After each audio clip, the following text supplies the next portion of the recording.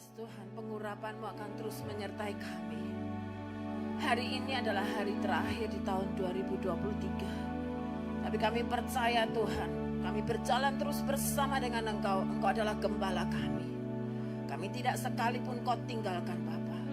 Kami mau memasuki tahun 2024 dengan kuat bersama dengan Engkau Tuhan. Kami tetap mau berjalan bahkan berlari bersama dengan Engkau Tuhan. Kami punya Allah yang dahsyat. Kami punya Allah yang luar biasa. Allah yang terus akan bergerak dalam hidup kami, menyertai kami, membawa kami pada tujuan yang Allah mau dalam hidup kami. Terima kasih Bapa. Kami bersyukur bahwa kami boleh ada di dalam Engkau Tuhan. Itulah jaminan atas hidup kami sekarang sampai selama-lamanya. Hanya di dalam nama Tuhan Yesus kami berdoa. Haleluya. Amin. Silakan Bapak Ibu Saudara kasih Tuhan duduk kembali. Tidak terasa Bapak Ibu, hari ini sudah menjadi hari yang terakhir ya, di tahun 2023 ya. Cepat sekali, kalau tidak ditunggu-tunggu kita lewati jalan, kita lakukan kegiatan, rasanya hari itu ngebut ya, makin lama makin cepat ya. Nah puji Tuhan bahwa kalau kita mencoba kilas balik, kok feedbacknya kuat banget ya. Kalau kita melihat ya kilas balik ya, betapa Tuhan itu sungguh-sungguh membuktikan dirinya sebagai gembala kita. Kita disertai, kita tidak pernah ditinggalkan. Walaupun mungkin kita merasa kita itu sendiri kadang-kadang ya, kalau orang lagi susah kadang-kadang tuh lupa saudara ya. Lupa bahwa Tuhan itu ada bersama dengan dia. Lalu kemudian orang itu menjadi, atau kita ya, kita menjadi kemudian begitu terpuruknya, Tuhan rasanya nasibku paling jelek saat dunia Tuhan ya. Rasanya tidak ada yang nolong, tidak ada yang memperhatikan. Oh saudara, ingat kita punya gembala yang baik, bahkan sangat baik ya. Gembala yang sungguh-sungguh, gembala yang luar biasa yang selalu ada. 24 jam tidak pernah habis buat kita. Dan dia selalu siap buat kita. Ya, nah pagi hari ini saya akan ajak Bapak Ibu Saudara untuk kita melihat di dalam Yohanes 10 ayat 1 sampai 15 ya. Saya akan baca.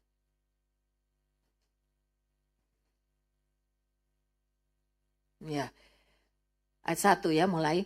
Aku berkata kepadamu, sesungguhnya siapa yang masuk ke dalam kandang domba dengan tidak melalui pintu, tetapi dengan memanjat tembok, ia adalah seorang pencuri. Tadi belum selesai. Dan seorang perampok. 2. Tetapi siapa yang masuk melalui pintu, ia adalah gembala domba. Untuk dia penjaga membuka pintu dan domba-domba mendengarkan suaranya. Dan ia memanggil domba-dombanya masing-masing menurut namanya dan menuntunnya keluar. Jika semua dombanya telah dibawanya keluar, ya, jadi saudara ingat tadi di ayat 3 dipanggil namanya satu-satu dan dituntun oleh Tuhan, oleh gembala keluar. Ya, jika semua dombanya telah dibawanya keluar, ia berjalan di depan mereka. Dan domba-domba mengikuti dia. Karena mereka mengenal suaranya. Ya. Tetapi seorang asing pasti tidak mereka ikuti. Harusnya seperti itu. Orang asing gak bakal diikutin. Ya. Malah mereka lari daripadanya. Karena suara orang-orang asing tidak mereka kenal. Lanjut dulu. Itulah yang dikatakan Yesus dalam perumpamaan kepada mereka. Tetapi mereka tidak mengerti apa maksudnya. Ia berkata demikian kepada mereka. Lanjut. Maka kata Yesus sekali lagi. Aku berkata kepadamu sesungguhnya akulah pintu ke domba-domba itu. Semua orang yang datang sebelum aku adalah pencuri dan perampok. Dan domba-domba itu tidak mendengarkan mereka. Akulah pintu, barang siapa masuk melalui aku, ia akan selamat. Dan ia akan masuk dan keluar dan menemukan padang rumput. Pencuri, ayat 10, nah ya, pencuri datang ya, tadi ada orang asing. Sekarang ada pencuri. Ya, pencuri datang hanya untuk mencuri dan membunuh dan membinasakan. Aku datang, ya, Tuhan Yesus datang supaya mereka mempunyai hidup dan mempunyainya dalam segala kelimpahan. Luar biasa. Akulah gembala yang baik. Gembala yang baik memberikan nyawanya bagi domba-dombanya. Sedangkan seorang upahan, yang ketiga, ada seorang upahan yang bukan gembala dan yang bukan pemilik domba-domba itu sendiri. Ketika melihat serigala datang, meninggalkan domba-domba itu lalu lari. Sehingga serigala itu menerkam dan mencerai-beraikan domba-domba itu. Ia lari karena ia seorang upahan dan tidak memperhatikan domba-domba itu. Akulah gembala yang baik dan aku mengenal domba-dombaku dan domba-dombaku mengenal aku. Sama seperti Bapa mengenal aku dan aku mengenal Bapa. Dan aku memberikan nyawaku bagi domba-dombaku. Ya, kita baca sampai ayat 15.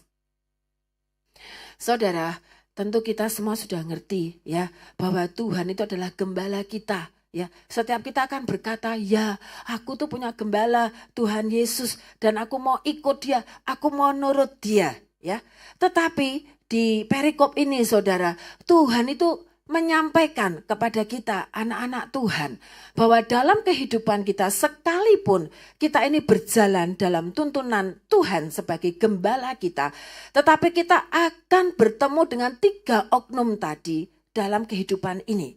Dan Tuhan sampaikan secara khusus ketiga oknum ini. Saya percaya ketika Tuhan nyatakan ini di dalam firman Tuhan, Dia mau untuk kita tetap terus berjaga-jaga. Bukan berarti ketika kita mengikut Tuhan dan Tuhan kita jadikan sebagai gembala kita, lalu segala sesuatunya itu akan mulus dan kita juga tidak akan menghadapi yang namanya pencobaan, kita tidak akan menghadapi yang namanya masalah, kita tidak akan menghadapi yang namanya diserang. Ya, maksud saya diserang tentu oleh persoalan atau mungkin juga oleh orang-orang tertentu, bisa jadi seperti itu. Ya, tetapi yang bersyukur bahwa Tuhan itu menjadi gembala kita yang akan terus menyertai kita. Nah, saya akan bagikan pada pagi hari ini Bapak Ibu untuk kita boleh mengerti ya. Kita melewati tahun 2023, mari setelah kita mendengarkan sharing ini kita akan melihat Tuhan. Pernahkah aku menuruti salah satu dari 3 oknum itu sehingga aku mulai meragukan Engkau sebagai gembalaku? Benar nggak sih Tuhan jadi gembalaku? Kok aku ngalamin hal-hal yang seperti ini? Nah, mari saya ajak Bapak Ibu untuk melihat di ayat yang kelima. Tadi Tuhan bilang, saya akan baca dari ayat 4-nya dulu aja. Oh, sorry, 3, balik ke 3 ya. Nah, untuk dia penjaga membuka pintu dan domba-domba mendengarkan suaranya dan ia memanggil domba-dombanya masing-masing menurut namanya dan menuntunnya keluar. Jadi saudara, Tuhan ini di sini mengisahkan ya bahwa kita ini adalah domba-dombanya. Seperti ini yang dia mau. Kalau kita menjadi domba-dombanya, kita itu mendengar suara Tuhan. Dan ketika Tuhan memanggil menurut nama yang dia berikan kepada kita, ya kita tahu, kita dengar. Dan lalu dikatakan dan menuntunnya keluar. Tuhan menuntun kita, membawa kita maju, membawa kita keluar, membawa kita berjalan maju, melewati hari demi hari. Untuk kita boleh masuk dalam perjalanan bersama dengan Tuhan. Untuk kita boleh masuk dalam tujuan yang Tuhan tetapkan di dalam hidup kita. Mari kita lihat terus dulu. 4. Jika semua dombanya telah dibawanya keluar, ya jadi dia gembala yang baik, dicek semua sudah keluar, sudah ikut dia, oke, ya ia berjalan di depan mereka. Tuhan akan menuntun domba-dombanya, dikatakan dia berjalan di depan domba-dombanya, ya.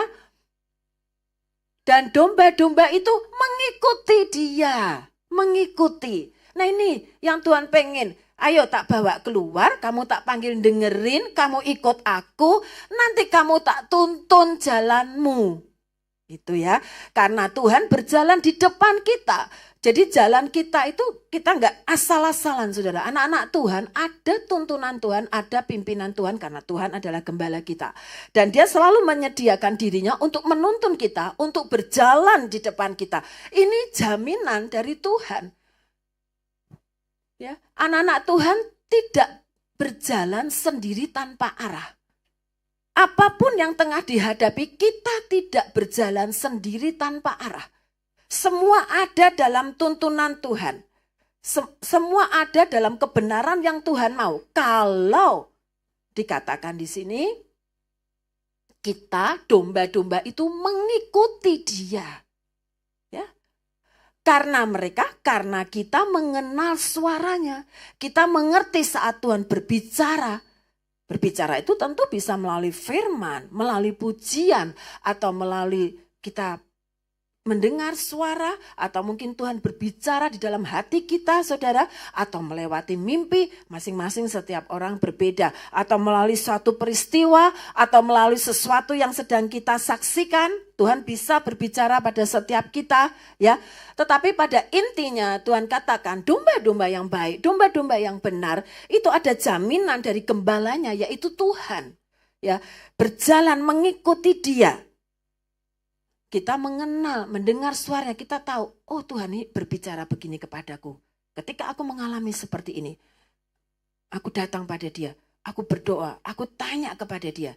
Kemudian aku mendengar Dia berbicara, aku mengerti ketika Dia berbicara. Melalui hal-hal yang tadi saya sudah sampaikan. Ya saudara, lanjut dulu. Nah, yang pertama, ya, tetapi seorang asing, pasti harusnya ya, pasti tidak mereka ikuti. Ya, tidak kita ikuti. Malah mereka lari daripadanya karena suara orang-orang asing tidak mereka kenal. Nah, saudara, yang pertama adalah di sini di dalam firman ini dikatakan orang asing. Kita diizinkan bertemu oknum yang pertama, orang asing. Ya, orang yang tidak kita kenal sebetulnya, dikatakan ya, tidak mereka kenal, ya. Bahkan seharusnya kita lari dari orang itu. Tetapi apa yang terjadi, saudara? Coba kita cek and recheck diri kita sendiri, ya. Berapa sering dalam kehidupan ini ketika kita menghadapi satu problema ataupun mungkin bukan problema, ketika kita sedang mau melangkah hendak melakukan sesuatu, entah itu kita melakukan satu pekerjaan baru, entah itu kita mau masuk dalam satu mahligai rumah tangga atau apapun hal-hal yang mau kita kerjakan. Atau tadi saya katakan kita menghadapi problema. Berapa banyak dari kita justru kita datang kepada orang asing. Artinya apa? Ya, bukan datang kepada Tuhan, tetapi yang kita tahu persis sebetulnya orang itu tidak bisa memberikan kita masukan yang benar. Ya. Orang itu bahkan yang lebih ngeri lagi, saudara, kalau dikatakan orang asing, coba gembala itu mendengarkan. Ya, domba, kalau di sini Tuhan memberi contoh, domba itu nggak mau sama orang asing itu. Tapi kalau domba-domba itu dengerin orang asing, mereka bakal tersesat enggak? Tersesat. Dan mereka bakal dapat tuntunan Tuhan enggak? Enggak, saudara. Karena mereka bisa melenceng ke kanan dan ke kiri. Nah, sama dalam kehidupan kita, itu pun saya alami. Berapa sering ketika berbisnis, saudara, ya, ketika kita mau melakukan sesuatu, kita tanya, kita join kepada dengan orang-orang yang kita tahu persis bahwa jalan pemikirannya, ya, bahwa kepercayaan yang dia anut itu jelas-jelas bukan anak Tuhan. Sehingga seringkali kita bertabrakan, tetapi karena kita menjadi sungkan, kita kemudian mulai mengikuti. Nah, bahayanya ada di situ. Ketika kita berjalan bersama dengan orang yang asing, orang yang bukan di dalam Tuhan, saudara, ya, kita tidak sadar, perlahan-lahan kita mulai menyimpang. Orang asing itu kadang tidak jauh dari kita. Bisa jadi itu teman-teman dekat. Bisa jadi teman-teman dalam pekerjaan yang sungguh-sungguh mereka tidak mengerti tentang kebenaran firman Tuhan. Ya, contoh soal saudara ya tentang yang saya alami loh saudara ya. Mungkin saudara ngalamin yang lainnya lagi ya. Nah, dalam kehidupan berumah tangga ya, ada teman-teman yang bukan anak-anak Tuhan kasih, bahkan saudara-saudara yang enggak hidupnya bersungguh-sungguh tahu tentang kebenaran firman Tuhan. Dia mengatakan, loh Nung, kenapa kamu enggak cerai saja? Cerai itu murah, gampang sekarang ngurusnya. Bayar piro toh, bar selesai. Mereka bilang seperti mereka, selesai segala persoalan. Tetapi saya sebagai anak Tuhan, saya ngerti. Mungkin dalam hati kecil terbersit, yo, selesai. Cerai selesai. Wes apa namanya? Persoalan selesai, sepertinya seperti itu saudara ya. Tapi saya ngerti bahwa Tuhan tidak berkenan akan hal itu. Tuhan tidak berkenan. Dan kalau Tuhan tidak berkenan, itu untuk kebaikan siapa? Untuk kebaikan saya sendiri. Kalau Tuhan buat peraturan, Tuhan nyatakan dalam firman Tuhan bahwa dia membenci perceraian. Itu untuk kebaikan saya sendiri, untuk kebaikan anak-anak Tuhan sendiri. Mungkin rasanya tidak enak ya saudara, tetapi ketika saya tahu bahwa bukan itu kehendak Tuhan, ya bukan seperti itu. Mereka katakan itu wajar. Ketika hal ini tidak dilakukan dengan benar sebagai kepala rumah tangga, hal itu tidak dilakukan, maka itu cukup bukti di pengadilan untuk minta cerai. Tapi tidak begitu di dalam Tuhan. Maka saya tahu bukan itu solusinya. Ya, bukan mendengarkan orang asing berkata, tetapi saya harus datang kepada Tuhan. Supaya saya diberi kekuatan. Ya. Nah, kalau orang juga mau bilang, lah mana? Kamu sudah jadi anak Tuhan bertahun-tahun. Perubahannya tidak terlalu besar terhadap dia. Bukan dia yang berubah, saya yang harus berubah. Ya, saudara. Terkadang hal-hal seperti itu hanya kita tahu dan kita dapatkan di dalam Tuhan. Karena kebenaran itu membukakan kepada setiap kita. Ya. Nah, itu ngerinya saudara. Tuhan katakan, saat engkau mengiring aku, saat engkau pilih aku sebagai gembalamu, bukan berarti dalam hidup kita lalu kita mulus, kita tidak akan bertemu dengan orang-orang yang akan membuat kita menyimpang dari jalan kebenaran. Kita akan memasuki tahun 2024, saudara. Saya percaya ketika saya dapatkan ini, saudara, saya dapatkan ini tadi malam sekali, saudara ya, tadi malam sekali. Hari-hari ini saya begitu banyak kesibukan, saudara ya, sampai jujur jam istirahat itu sedikit sekali. Nah, tadi malam saya sudah sampai rumah tuh mau habis latihan sama anak-anak, sudah malam. Saya tuh mau ini ya, persiapan lebih lagi gitu ya untuk memantapkan Tuhan apa yang mau aku bagikan gitu. Karena sore saya dapat ya. Tapi terus saya ditelepon sama adik saya, ayo ke sini join toh sama kita ya. Saya sampai nggak punya waktu dengan adik saya Henry dan Ana itu untuk ngobrol dengan mereka santai. Saya bilang, Tuhan gimana? Tuhan tolong saya supaya saya ini dapatkan sesuatu yang tepat yang memang Tuhan mau sampaikan untuk jemaat di tempat kita. Nah, kemudian saudara saya gabung dengan mereka dan saya pulang, terus saya sekali lagi berdoa, saya datang kepada Tuhan. Lalu kemudian ketika saya mempersiapkan apa yang harusnya saya dapatkan kemarin sore, tahu-tahu saudara, mata saya itu tertuju pada Yohanes 10, itu awalnya saudara. Lalu kemudian hati saya tergerak, coba dibaca dari depan. Kemudian saudara saya begitu bersyukur, Tuhan itu bukakan gitu ya saudara ya, ketiga oknum ini. Nah kita mau masuk tahun 2024. Oh Tuhan saya tahu, Tuhan mau setiap kita itu waspada. Dengan siapa engkau seringkali curhat. Dengan siapa engkau seringkali berjalan. Ya. Dengan siapa engkau seringkali berhubungan. Ya, mungkin itu rekan kerja. Ya. Mungkin itu satu tim, entah dalam apa saudara ya, kita harus waspada. Ya. Untuk kita tidak bertanya, untuk kita tidak mengikuti orang asing dalam tanda petik. Orang asing. Ya. Agar apa? Agar jalan kita itu tetap pada jalan mengikuti Tuhan sebagai gembala kita. Agar kita berjalan di dalam jalan kebenaran yang pasti. Saudara kan tahu di dalam Mazmur 23. Ya, Tuhan itu gembalaku. Dia itu yang menuntun kita ke padang rumput yang hijau.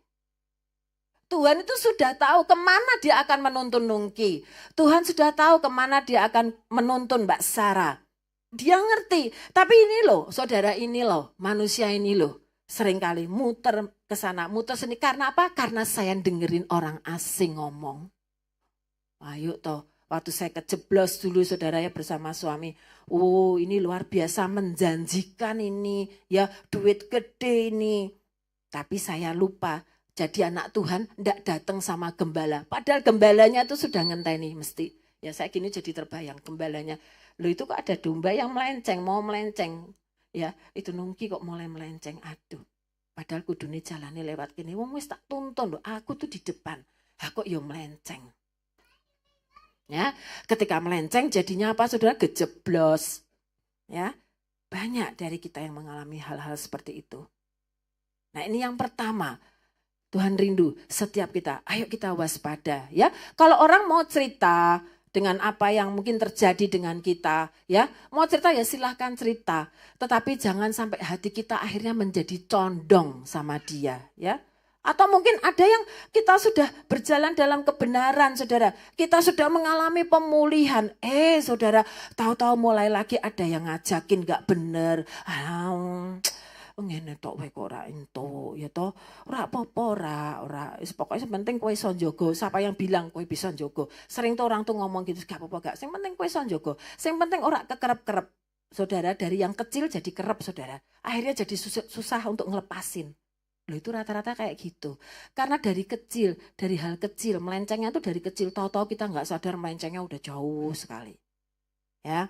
Nah, makanya kalau kita kemudian tanya, lu Tuhan, kan engkau gembalaku, aku kok bisa gini? Bukan Tuhan yang salah. Lah Tuhan tuh ada di depan kita, ya.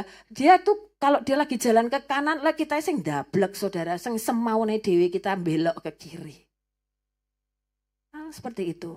Itu yang pertama, saudara. Jangan ikut orang asing. Seharusnya suara mereka, pendapat mereka, itu harusnya benar-benar gak masuk buat kita. Harusnya kita jadi anak Tuhan itu sudah ngerti. Loh apa yang diomongke ora cocok wi, ora cocok karo firman Tuhan wi, ora ono jaminan mengko medeni. Wis mending ora. Itu ya saudara ya. Oke lanjut. Mari kita akan melihat yang pertama orang asing. Yang kemudian kita akan melihat oknum siapa lagi. Yang pasti kita anak-anak Tuhan tetap hadapi. Walaupun kita berjalan Tuhan sebagai gembala kita. Kita akan melihat di ayat 10. Nah ini dia. Oknum yang kedua ini saudara. Oknum yang sangat berbahaya dan sangat licik. Nah, oknum ini sering menghancurkan anak-anak Tuhan. Ya, pencuri. Yang kedua adalah pencuri. Pencuri datang hanya untuk mencuri dan membunuh dan membinasakan. Ya, di sini di dalam perikop ini Tuhan berbicara dia sebagai gembala dan kita sebagai domba-dombanya, ya. Sehingga dia berkata pencuri datang hanya untuk mencuri dan membunuh dan membinasakan. Begitu sering terjadi domba-domba itu dicuri, ya saudara ya, dibunuh dan dibinasakan. Nah, dia menyampaikan perumpamaan itu seperti seorang gembala dengan dombanya. Terus kemudian Tuhan berkata, aku datang supaya mereka tuh mempunyai hidup dan mempunyainya dalam segala kelimpahan. Apakah kelimpahan itu keliru? Tidak, itu adalah kehendak Tuhan. Kelimpahan jangan langsung terus kita mikirnya, sugih, duitnya akeh. Belum tentu orang duitnya akeh itu kelimpahan, saudara. Kelimpahan bisa berarti juga di dalam jiwa kita damai sejahtera. Oh ya, ada ketenangan. Hidup itu isinya ndak pertengkaran, wey. Hidup itu isinya ndak bersungut-sungut, wey. Hidup isinya ndak nyalahke, gitu terus-terusan. Ya saudara ya, ada damai sejahtera. Ada kelimpahan apa? Wah, dalam kehidupanku aku penuh sukacita. Aku sehat, aku bahagia, ya, aku diberkati. Mungkin diberkati bukan yang diberkati sampai over, tapi aku berkecukupan di dalam Tuhan. Aku kepengen apa, yo bisa. Ya, saudara ya, tidak ada yang mustahil bagi Tuhan. Nah, saya akan kembali melihat pencuri datang hanya untuk mencuri dan membunuh dan membinasakan. Si iblis, saudara, ya, kerjaannya dia, ya memang mencuri, membunuh, membinasakan. Nah, Tuhan memberikan satu warning buat setiap kita. Ini jahat banget pencuri yang satu ini. Karena memang dia seperti itu. Tugasnya dia tidak punya kebaikan di dalam dia. Tapi kerjaannya dia akan mencuri segala sesuatu yang Tuhan sudah sediakan. Segala sesuatu yang Tuhan mau berikan kalau bisa dicuri. Karena apa? Karena aku ingin bunuh dan aku ingin binasakan. Itu si iblis. Anak-anak Tuhan. Maka itu kita mesti waspada. Ketika aku mengalami sesuatu, aku mengalami kehilangan yang banyak. Aku mengalami sesuatu yang tidak menyenangkan dalam hidupku. Sama waktu saya lebih baik contoh ke diri saya aja, saudara. Ya, waktu saya mengalami kejatuhan yang sedemikian. Nah, saya bersyukur sama Tuhan satu hal, saya diingatkan, jangan pernah lari dari Tuhan. Tetap balik sama Tuhan, lari lagi sama Tuhan. Loh saudara, apa sekali itu saya buat kesalahan? Enggak loh saudara, saya itu masih bisa buat kesalahan lagi dalam hal keuangan bersama dengan suami saya. Terjadi lagi ya, tetapi kembali tetap larinya sama Tuhan, enggak cari yang lain saudara ya. Karena apa? Karena yang saya pegang satu hal, kalau di dalam Tuhan pasti ada pertolongan. Walaupun sekarang aku belepotan, rasanya sakit, rasanya ketakutan karena ditagih sana sini, diteror sana sini saudara setiap hari. Saya takut sekali, tapi saya tidak boleh meninggalkan Tuhan. Loh padahal saya tahu bahwa Tuhan itu gembala saya, tapi ya itu karena saya melenceng jalannya ke kanan dan ke kiri. Maka datang itu si pencuri itu saudara. Dia senang, dia kepengen hidup anak-anak Tuhan itu hancur. Nah maka kita harus sadar, harus ngerti. Kalau kita mengalami sesuatu yang mengerikan dan tidak mengenakan dalam hidup kita, cepat kita tahu ada sesuatu. Ada sesuatu yang sedang direncanakan si jahat supaya aku hancur. Ya. Tuhan membukakan kepada setiap kita. Aku memang menjadi gembalamu, tapi engkau waspada. Ada pencuri. Ya, ada pencuri yang akan mencoba mencuri apapun yang bisa dia curi. Sehingga engkau akan menjadi binasa kalau bisa dihabisi. Bahkan dikatakan dibunuh dan dihancurkan. Untung. Tapi Tuhan tuh katakan di situ. Tuhan tuh luar biasa. Ya. Di ayat sebelumnya menurut saya mengerikan kita mengerti bahwa ada si pencuri yang jahat dalam kehidupan kita. Kita akan menghadapi. Bukan kita tidak menghadapi dalam hidup ini saudara. Karena oknum itu ada, si jahat itu ada. Dan dia tidak suka kepada anak-anak Tuhan. Dia akan upayakan segala sesuatu. Apa saja yang akan membuat Anda dan saya mengalami kebinasaan. Tapi mari pagi hari ini kita waspada. Nah kita mau kembali, saya katakan kita mau masuk tahun 2024. Ayo kita menjadi waspada. Ya, kita mulai bangkit. Oh ini ada yang tidak benar, ada serangan. Ya, ada perbuatan si jahat yang dia lakukan dalam hidupku. Sehingga aku menjadi orang yang mengalami hal yang seperti ini dan aku mau dibinasakan. Oh tidak, jangan, aku tidak mau lepas dari Tuhan. Aku tidak mau lepas. Ini waktunya aku berlari. Ini waktunya tahun 2024 aku mau mengalami kemenangan. Aku mau balik. Saudara eman-eman, kalau orang itu banggel, orang itu tidak mau kembali lagi sama Tuhan. Saudara ujung-ujungnya itu loh saudara, mengalami mengerikan sekali. Ya. Tapi kalau dia mau balik sama Tuhan, walaupun dalam keadaan mau dibunuh, mau dibinasakan, mau dihancurkan. Mungkin kita murat marit dak karuan, mungkin kita sangat terluka. Mungkin kita sangat menderita, tetapi ketika kita lari kepada Tuhan, Tuhan katakan, aku datang supaya mereka mempunyai hidup. Orang sering katakan, percuma aku hidup. Rasanya seperti mati. Waktu beban itu demikian pahit, demikian berat, demikian menekan. Rasanya saudara ya, kayak wong mati. Tidak punya semangat lagi. Karena apa? Karena dibinasakan. Mencoba dibinasakan. Iblis mencoba membinasakan maksud saya. Ya, dia mencuri kebahagiaan. Mencuri damai sejahtera. Mencuri berkat. Dia mencoba untuk membuat kita hancur sehancur-hancurnya. Tapi yang luar biasa Tuhan katakan, dia datang. Langsung Tuhan cover. Kalau mengalami seperti itu, ingat. Sekali lagi, kita punya gembala yang berjalan di depan kita dan siap untuk membawa kita dipulihkan. Karena dia datang supaya kita mempunyai hidup. Hidup harus hidup. Bukan hidup yang mati. Kita harus kembali, bangkit kembali. Karena kita punya Allah yang luar biasa. Kita punya gembala yang luar biasa. Kita punya Tuhan yang dahsyat. Tidak ada yang mustahil bagi dia. Dan dia tambahkan lagi, saudara. Bukan hanya sekedar punya hidup yang hidup. Tetapi kita mempunyainya dalam segala kelimpahan. Itu dahsyat sekali, saudara. Pemulihan yang terjadi dalam hidup saya bukan berarti lalu kemudian dikatakan saya mengalami kelimpahan. Iya. Sekarang saya mengalami damai sejahtera. Saya kemarin sempat baca artikel dari Joyce Meyer, saudara. Bagus sekali. Ya, tentang perjalanan hidup.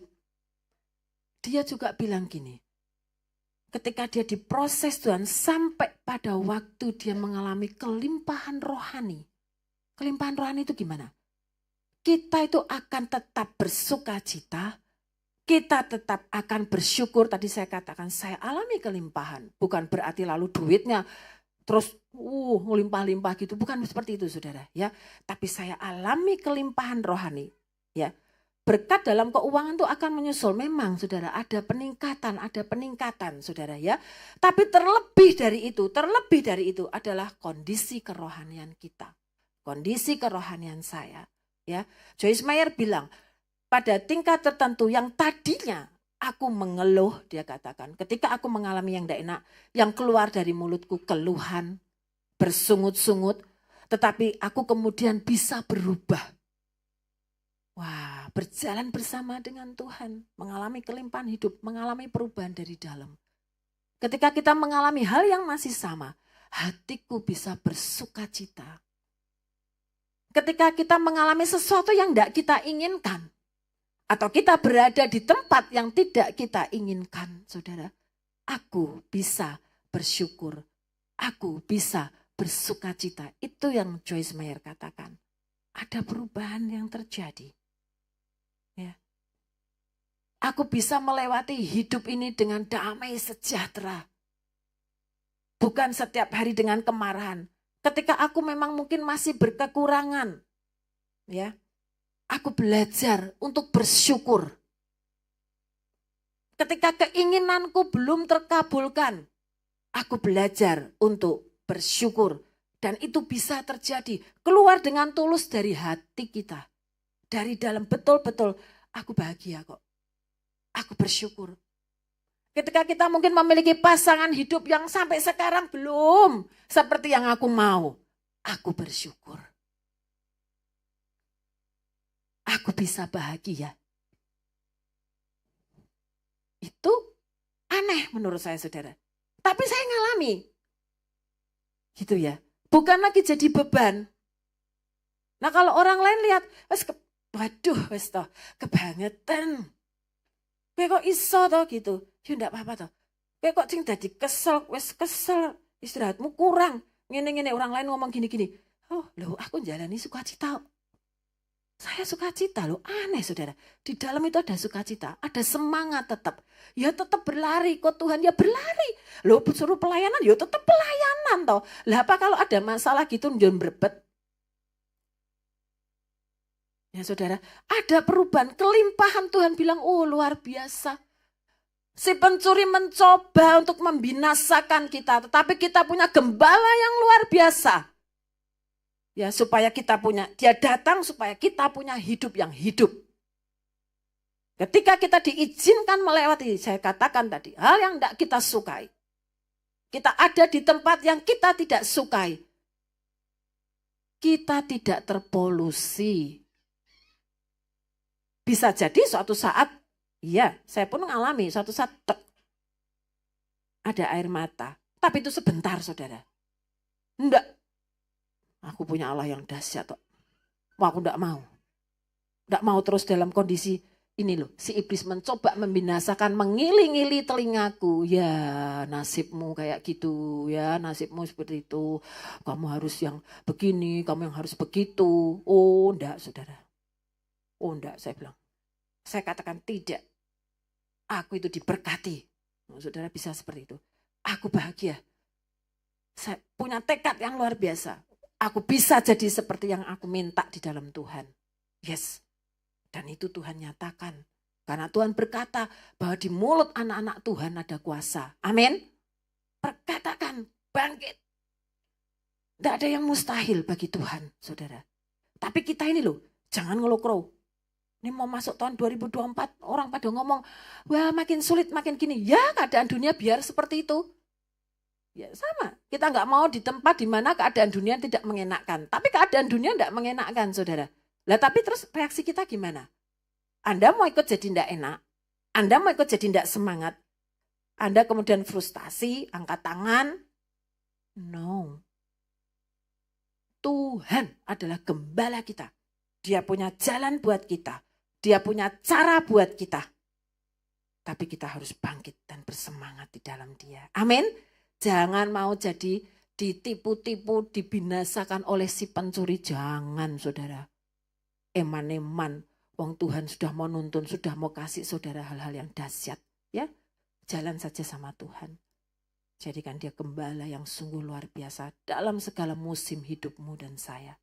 Di musim yang baik, di musim yang setengah baik, di musim yang tidak baik, di musim yang tidak mengenakkan, tetap Tuhan adalah gembalaku dan aku akan tetap berlari bersama dengan Dia. Luar biasa, saudara. Janji Tuhan berlaku untuk kita. Sungguh loh, saudara, berlaku, ini berlaku. Ya, ayo kita lihat yang terakhir ya, oknum yang ketiga. Siapa dia? Kita akan lihat di ayat 12. Seorang upahan. Yang ketiga. Sedangkan seorang upahan yang bukan gembala. Dan yang bukan pemilik domba-domba itu sendiri. Ketika melihat serigala datang, meninggalkan domba-domba itu lalu lari. Sehingga serigala itu menerkam dan mencerai-beraikan domba-domba itu. Seorang upahan, ya, seorang yang dipercaya untuk menjaga domba-domba, saudara. Ya, itu banyak, bukan hanya mungkin di gereja, ya, tetapi juga kita mungkin di dalam keluarga atau di dalam pertemanan. Kita punya teman-teman, ya, kita punya mungkin keluarga, sahabat, mungkin orang-orang yang sama-sama anak Tuhan dan mungkin kita juga bisa sharing dengan dia. Tetapi dia tidak bisa untuk seperti Tuhan gitu loh, saudara. Maksud saya untuk selama-lamanya 24 jam ada bersama dengan kita. Dan dikatakan ketika serigala datang, ya, padahal dia sudah dikasih tanggung jawab untuk jaga domba, jaganan domba-dombaku. Ya. Tapi waktu serigala datang, waktu hal yang mengerikan datang, waktu persoalan datang menerpa orang yang harusnya dia jagai, mungkin dia mentoring, dia bimbing, apa yang terjadi, saudara? Ya, dikatakan di situ orang upahan itu meninggalkan domba-domba itu lalu lari. Ya, kalau saya nangkepnya, saudara, di sini ya, kita tidak bisa bergantung sama manusia untuk menjaga kita terus, tidak bisa. Karena orang itu terbatas. Ya, terbatas saudara. Ketika orang lain itu mengalami satu serangan dari serigala, ya, mungkin persoalan, mungkin tadi dikatakan sakit penyakit, ya, mungkin itu persoalan apapun yang mengerikan. Seberapa besar orang itu bisa menolong Anda dan saya? Seberapa besar orang itu bisa membimbing kita terus-menerus untuk kita berjalan kemana sih habis ini aku kan tidak bisa saudara kayak Tuhan. Misalnya ini aku ngalami gini, hari ini aku harus gimana, lah besok aku harus gimana, kemana jalannya Tuhan. Ya, tidak bisa seperti itu. Mungkin mereka hanya bisa berdoa buat Anda dan saya. Jadi jangan kecewa kalau ketemu seperti itu saudara. Bukan salah mereka juga menurut saya, karena mereka ada batasnya. Sama aja ke saya sendiri. Kalau saya punya rekan atau mungkin ada adik rohani saudara, minta konseling atau gimana ya, ngobrol, ya oke, it's okay. Ya. Tetapi saya ini terbatas, sangat terbatas. Saya tidak bisa menyertai 24 jam. Saya seringkali tidak tahu juga piye jalan keluarnya, saya tidak tahu. Saya juga mungkin menguatkan hanya sekedar kata. Atau saya akan mendoakan buat mereka. Tetapi selebihnya, bisakah saya menjamin mereka? Ya, ada batasnya orang. Kemudian ada waktunya kita, oh ya sudah. Kalau kamu sampai di situ, aku tidak bisa nolong lagi. Aku juga tidak tahu aku harus bicara apa. Terbatas saudara ya. Ketika orang itu diterkam oleh serigala, sorry saudara, ketika melihat serigala datang meninggalkan domba-domba itu lalu lari sehingga serigala itu menerkam, iya betul. Ketika diterkam oleh masalah yang begitu besar, ya, yang begitu tidak bisa diselesaikan, nah terus kita bagaimana? Ya kan kita juga pada akhirnya jujur saudara, apakah kita akan terus menyertai dia? Tidak bisa kan? Satu saat kita juga akan mundur dan kita berdoa. Saya sangat jarang menemui orang yang akan terus bisa mendampingi seseorang yang berada dalam pergumulan. Saudara pernah menemukan enggak? Mungkin satu di antara sekian puluh juta. Tentu orang punya urusannya sendiri-sendiri saudara. Ya. Nah orang inilah sebenarnya yang sedang diterkam serigala ini yang harusnya dia datang sama Tuhan. Tuhan katakan aku gembalamu. Kamu jangan jaga kayak dirimu kepada orang upahan. Maksudnya orang yang punya tugas untuk menjaga. Punya tugas iya. Tapi tidak bisa terus menerus. Selamanya ada bersama dengan kita.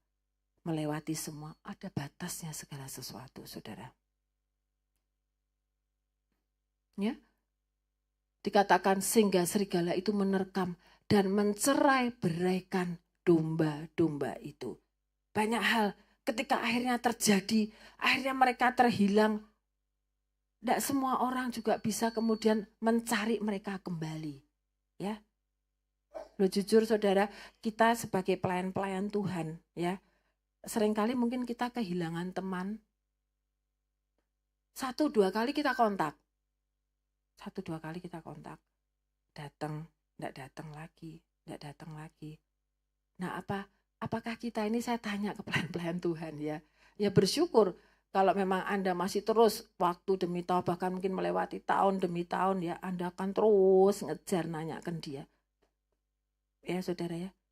Tapi tidak bisa seperti itu. Karena memang sebetulnya apa saudara? Orang itu sendiri juga harus datang kepada Tuhan. Dia nggak bisa ngandalin orang yang harus terus nanyain dia, yang harus terus dorong dia, ya, yang harus terus mencari dia. Tidak bisa. Saya ngalamin juga, ada seorang teman juga saudara ya. Gimana ya saudara, begitu sulit cara dia berpikir. Kita sudah ngomong banyak, dia ngalami banyak mujizat juga. Tapi toh akhirnya sampai dengan hari ini dia hilang. Dia hilang. Sudah tidak datang ke gereja lagi. Saya pikir, oke lah kamu nggak datang ke Jomblang. Tapi kamu tetap ibadah.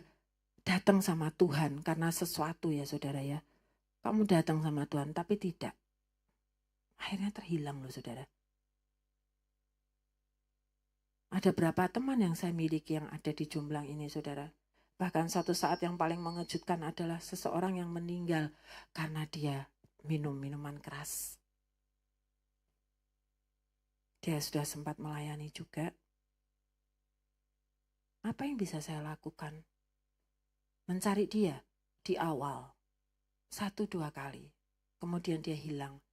Dan satu saat saya mendengar kabar dia meninggal.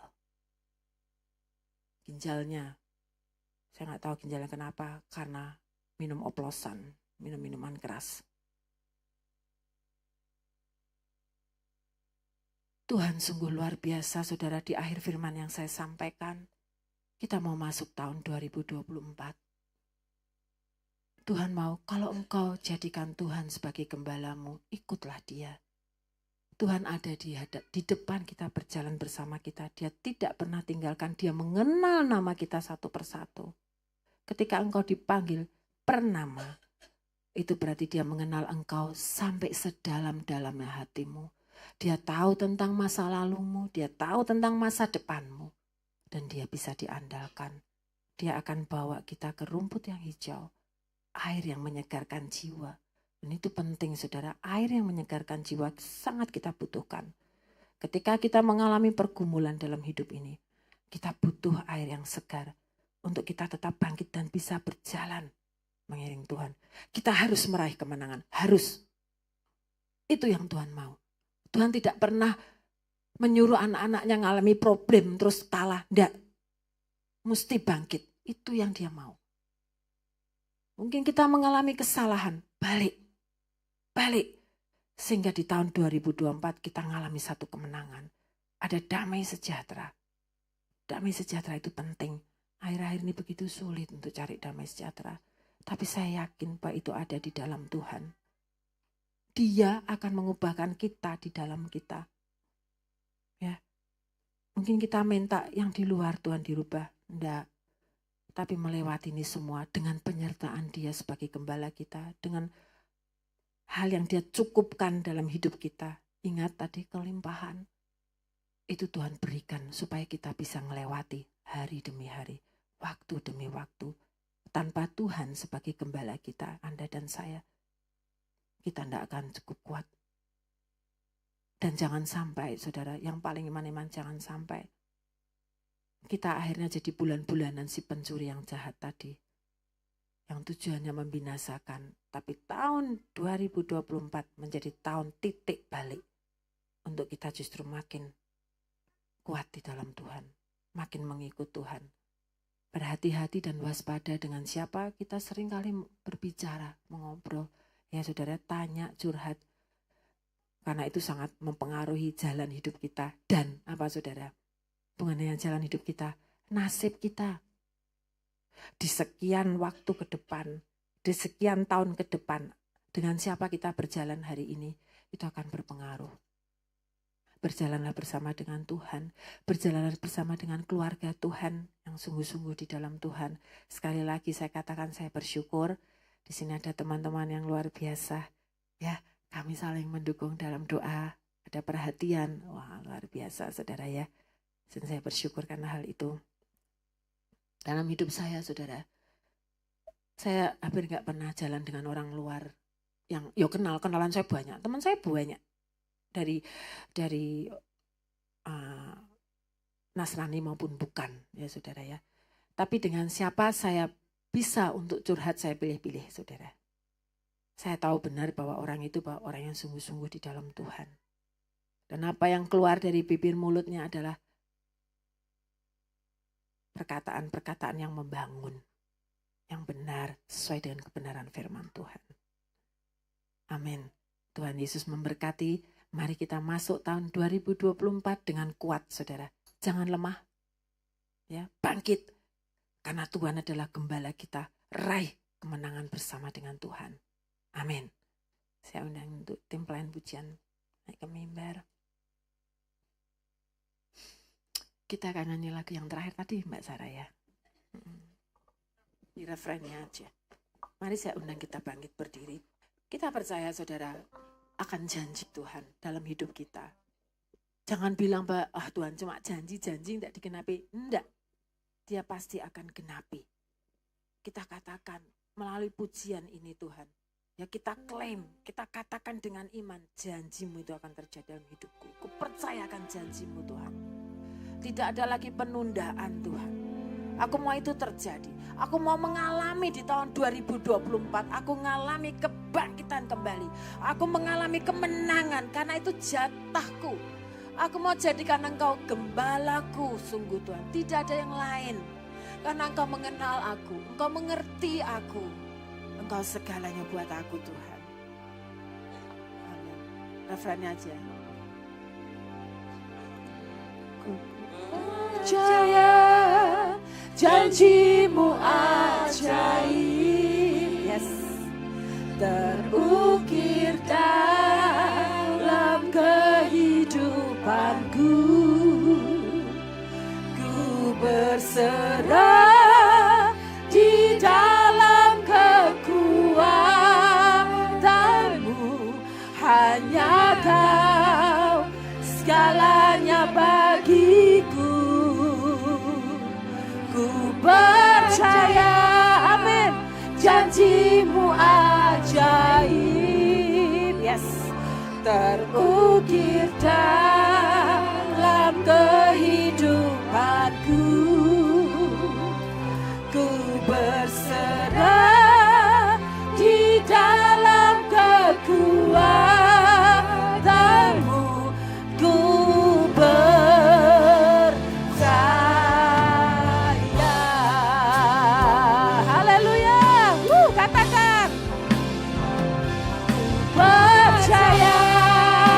janji-Mu ajaib, yes Tuhan, tergenapi Tuhan, terukir dalam kehidupanku. Ku berserah di dalam kekuatan. Sungguh hanya Engkau Tuhan, sumber kuat kami Tuhan, untuk tetap melangkah bersama dengan Engkau, amin. Ku percaya janji-Mu ajaib, benar Yesus, terukir